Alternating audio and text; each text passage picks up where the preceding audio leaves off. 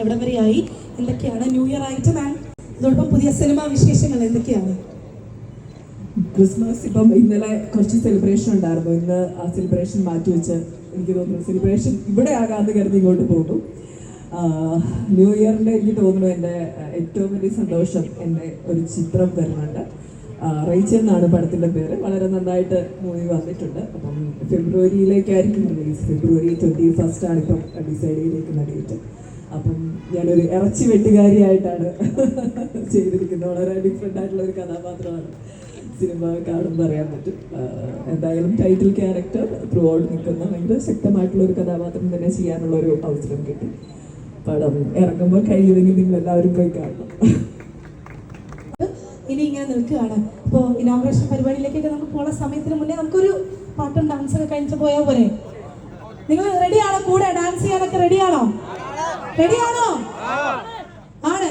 അങ്ങനെയാണെങ്കിൽ നമുക്ക് ഇവിടെ നിന്ന് അണി റെഡി ആയിട്ട് നിൽക്കുകയാണെങ്കിൽ നമ്മൾ എല്ലാവരും കൂടെ ചേർന്ന് ഡാൻസ് ചെയ്യാനായിട്ട്. സോ നമ്മുടെ സിംഗേഴ്സ് ഉണ്ട് കേട്ടോ. അവരുടെ അവരുടെ വന്ന് നമ്മുടെ സിംഗേഴ്സ് വന്ന് അവർ നല്ല പാട്ട്, ഇത്രയും നേരം അവർ നല്ല അടിപൊളിയുള്ള സോങ്സ് ഒക്കെയാണ് നമുക്ക് വേണ്ടി സമ്മാനിച്ചത്.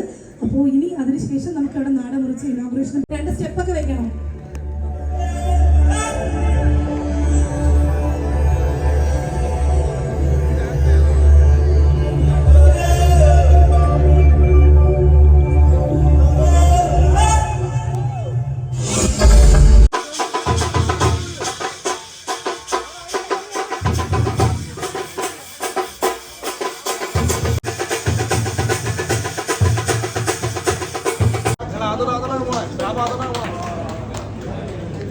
ബാക്കോട്ട്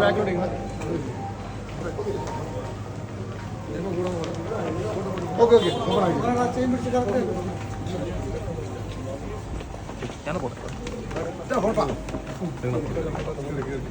മേഡം